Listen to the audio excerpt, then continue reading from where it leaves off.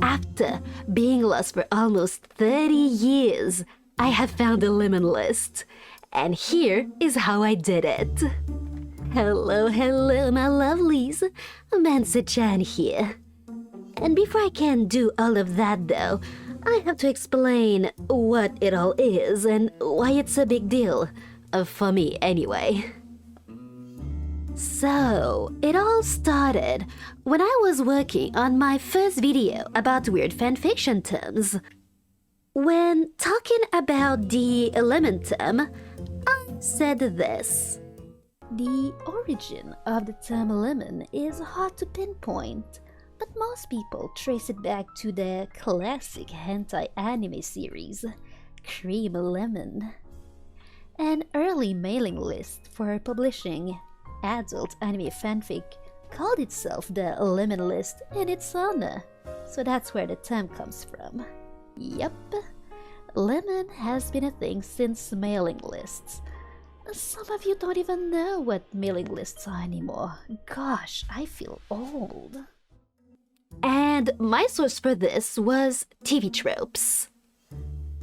I pretty much said that information verbatim from the website because, well, that was the only information they had about the lemon list. On my second video, I revisited the lemon term and I wanted to dig into it a bit more. I wanted some visuals to go with the lemon list mention, but I couldn't find anything on TV tropes. So off to Fanlore I went. It's another great platform to learn about fanfiction terms, with great sources and in-depth descriptions. And the source for the lemon list entry was TV tropes. Basically, all the websites I looked at linked to either TV tropes or fanlore. And none of them had a proper source for the lemon list. All I had about the sole existence of that mailing list is a single sentence. Talk about a trust me bro kind of reference. And of course, I didn't want to make my second video with that kind of documentation. And it irked me to no end that I couldn't find anything. So, I used my technomancer powers and started digging. And oh boy, the things I have unearthed, let me tell ya. Before I start going into the nitty-gritty, a lot of you are probably asking yourselves what a mailing list even is. First of all, I hate how old you're making me feel. Secondly, well, here's a quick explanation of what it is and how it was fundamental for fanfiction, and not just lemon fanfics.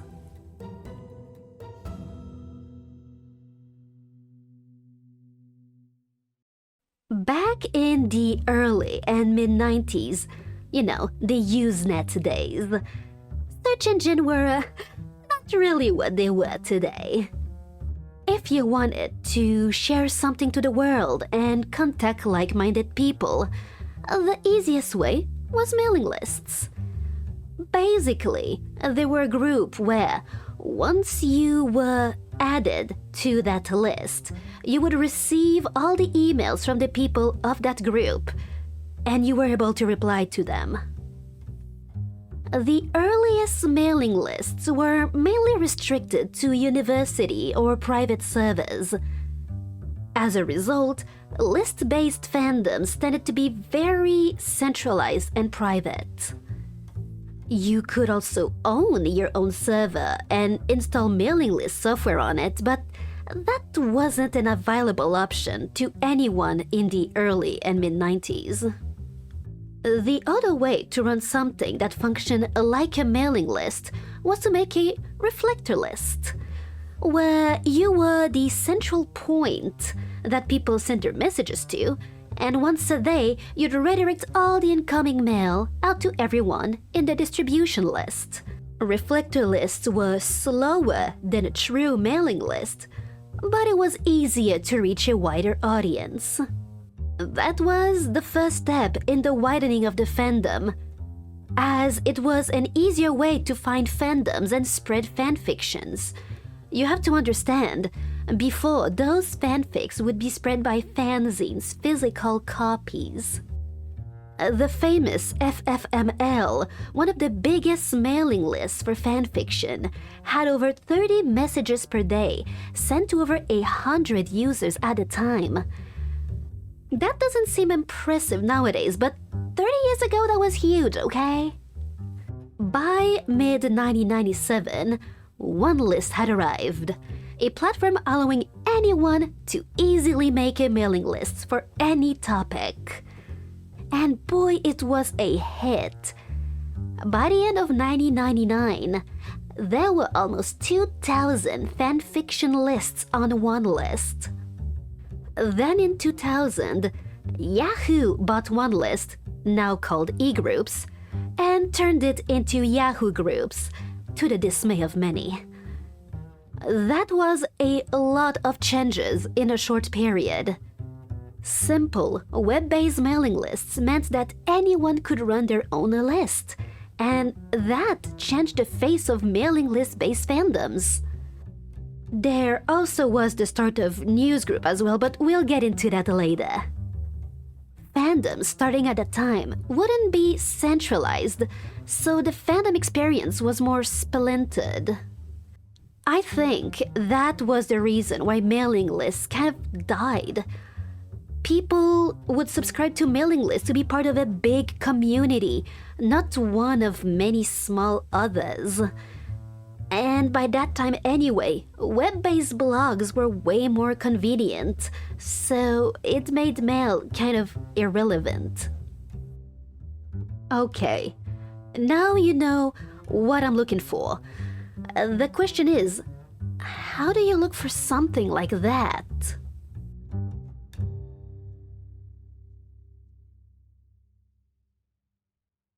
My first step was the FFML archive. Being one of the main fanfic mailing lists, I thought I'd have some chance digging through the archives. You might remember this clip from my iceberg video. That was actually me sifting through every instant of the word lemon mentioned in the archives. It took a while. What I found there wasn't much, sadly. I found a lot of people posting lemon stories. A lot of them, like 80% of them, were random fics. I found talks about another lemon list, and I found some mentions of the lemon list I was hunting for, but nothing tangible. The best I had were a couple of messages mentioning that their stories were intended for the lemon list. So, hey, at least I had proof that this particular mailing list was actually real and that it was not just some hearsay spouted by TV tropes. Since I hit a roadblock with the FFML, I turned back and went to the tried and true method of search engines.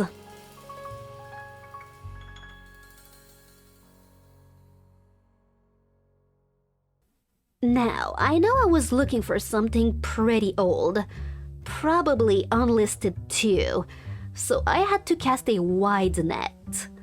And that net had to go as far back as 1984, the publication of the show Cream Lemon. Between Tor, Chrome, and Bing, yes, I was that desperate, I found this random page. In this old random fanfic archive called Stan.free, there was a story that was clearly from a mailing list, and started with this. Since Mega doesn't like anon people, and the lemon list bounced mail back, saying it didn't exist anymore, I decided just to send it to Mugi and let it distribute itself around. Now this was interesting, because it brought two people in the picture, someone called Mega and someone called Mugi. That gave me another direction to start searching. I remembered a mention of someone called Megazone in the FFML, so I went back to the archive. And that brought me to my biggest breakthrough, the RAAC.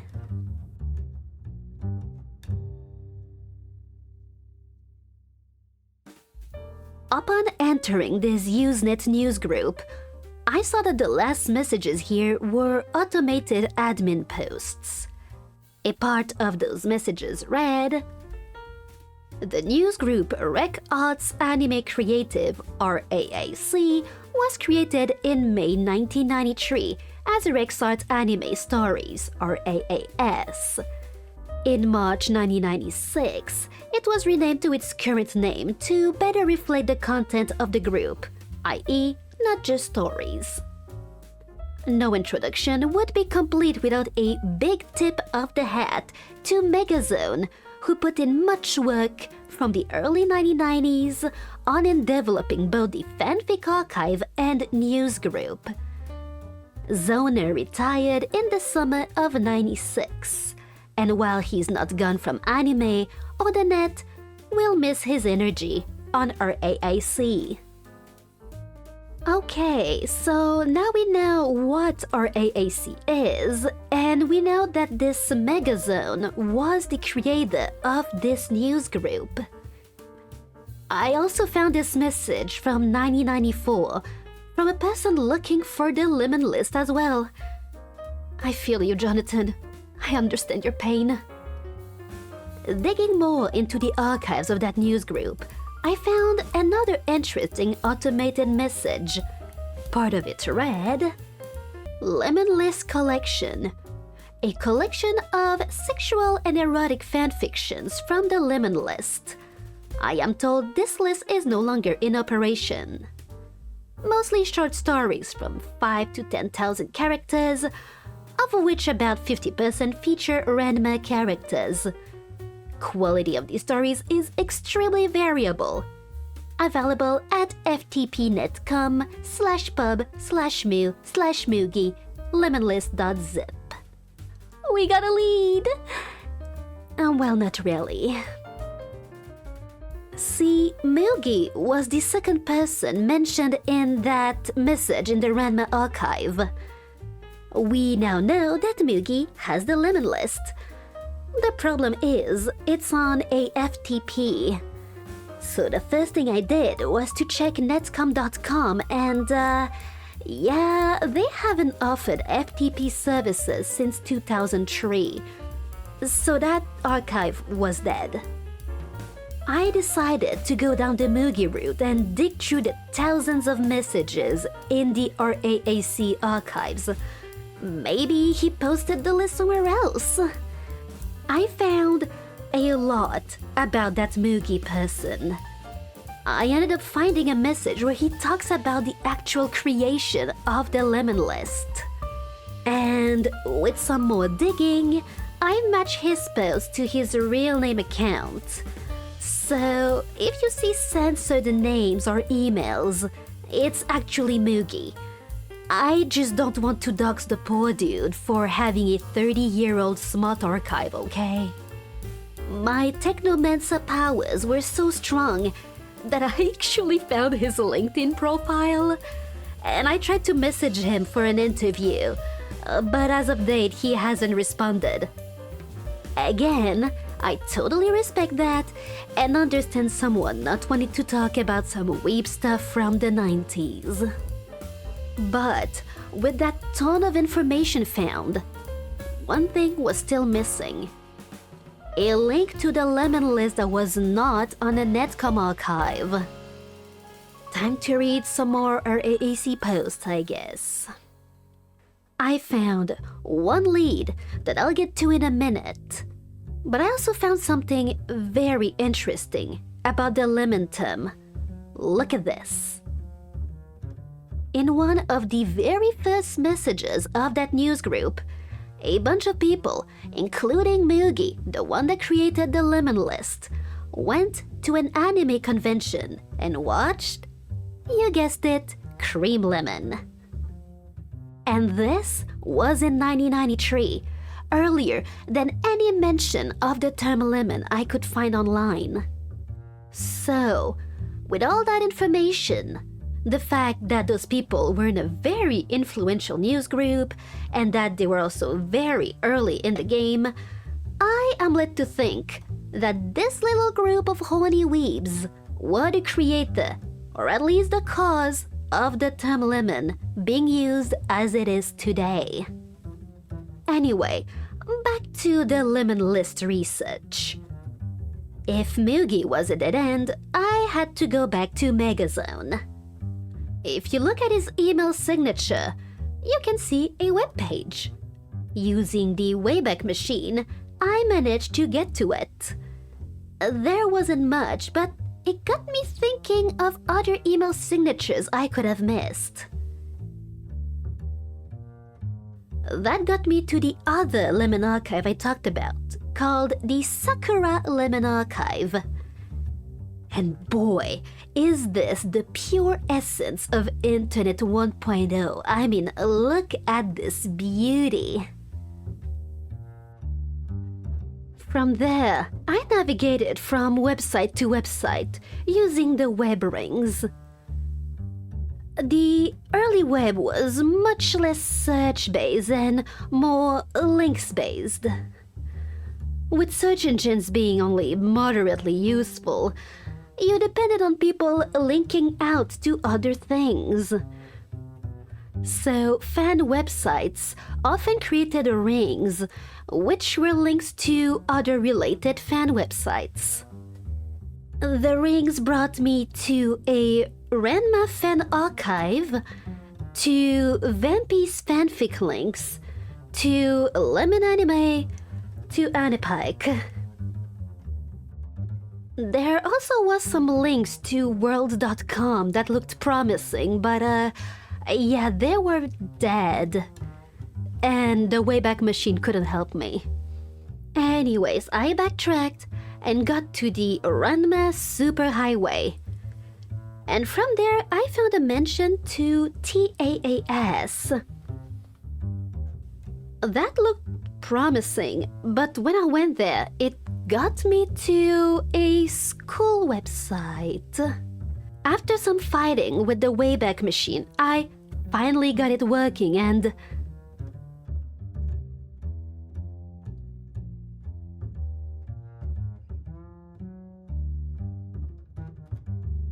there it is. The Lemon List. The TAAS is a now defunct mirror archive of RAAC, but they also had the Lemon List. I was so happy. After almost 30 years, it was available for me to see. And of course, I had to read some. I have to admit, the automated text from earlier was true. The quality of stories is variable, to say the least. And it's pretty much all Ranma fanfics. I wonder why Ranma was that popular in the Lemon fanfictions. Maybe it was the cast of characters? The setting? All I know is that it was so popular that it spawned its own acronym. YARL, or Yet Another Ranma Lemon. If you know more about the phenomenon, please let me know in the comments. I'm really curious. That whole search for the Lemon List really made me understand the impact that usage groups like RAAC had on the world of fanfiction. Impacts that we feel up even today. We are lucky that people like Megazone took the time to archive it all for us to peek at this piece of fandom history. Speaking of Megazone, I actually managed to get in touch with him. Understandably, he doesn't remember much of those days. He left the group eons ago. But it was nice that he took the time to reply to me. Anyways, I hope this trip down the story of the Lemon List was interesting for you guys. A single question brought me down a 30-year-old rabbit hole, and I am so blessed that you accompanied me along the way. If you like my work on this video, please don't forget to like and subscribe, and I also suggest you to watch my fanfic term iceberg video. Thank you so much for watching this video, and I hope to see you in my next one. I love you all. Goodbye, my lovelies.